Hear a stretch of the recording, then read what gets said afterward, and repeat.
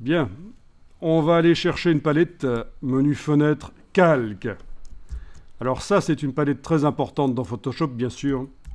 Est-ce que quelqu'un peut me dire ce qu'est la palette des calques? D'abord, attendez, est-ce que la palette des calques est apparue chez tout le monde? Parfait. Elle est collée sur la droite de l'écran. Il n'est pas interdit de la détacher. D'abord, il faut que je dise aussi qu'elle, pour des raisons d'optimisation de l'écran, je veux dire pour gagner de la place, elle arrive avec deux autres palettes, couche et tracé. Mais ce qui nous intéresse, c'est bien la palette calque. Alors, on va la rendre flottante, cette palette qui est attachée sur le bord de l'écran.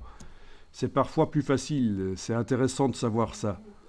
Vous allez enfoncer le bouton de la souris, le bouton gauche, le pointeur, sur le mot calque, vous allez bouger et vous avez une palette qui peut être maintenant déplacée avec sa barre, sans cliquer sur la croix bien sûr. Alors si vous cliquez sur la double flèche ici, elle devient toute petite. Ça peut être pratique. En tout cas, voilà, vous pouvez la déplacer. Vous pouvez aussi l'agrandir en mettant le pointeur en bas à droite et vous pouvez agrandir la palette ou la rétrécir. Voilà. Alors, les palettes qui sont restées là à droite, vous pouvez les rétracter avec la double flèche si vous voulez. La palette couche et la palette tracée. Voilà. Alors, la palette des calques. Est-ce que quelqu'un sait me dire ce qu'est la palette des calques?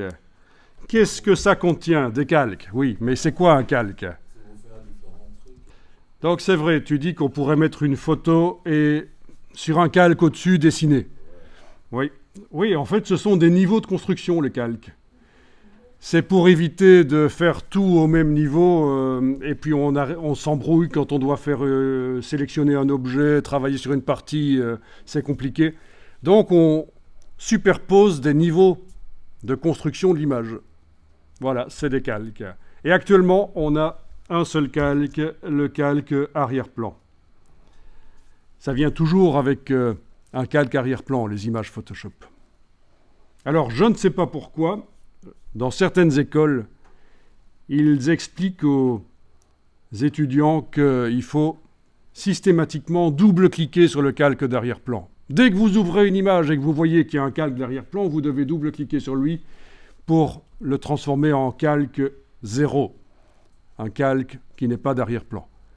Je vous dis tout de suite, ça ne sert absolument à rien. Je suis toujours en attente d'une explication à quoi ça sert de faire ça. Alors, je ne sais pas si on vous l'expliquera qu'il faut le faire ou pas, mais franchement, c'est une habitude. Je pense que même la personne qui le fait ne sait pas à quoi ça sert. Ça ne sert à rien. Donc, inutile de double-cliquer sur le calque d'arrière-plan pour l'instant. Parfois, dans la suite de la formation ici, on sera amené à le faire parce qu'on a besoin que le calque d'arrière-plan soit transformé en calque 0. Mais pour l'instant, pas.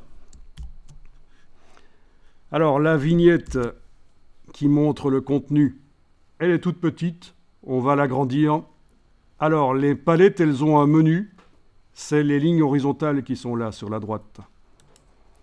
Vous allez dans le menu et vous allez jusqu'à la ligne tout en bas, presque tout en bas, option de panneau.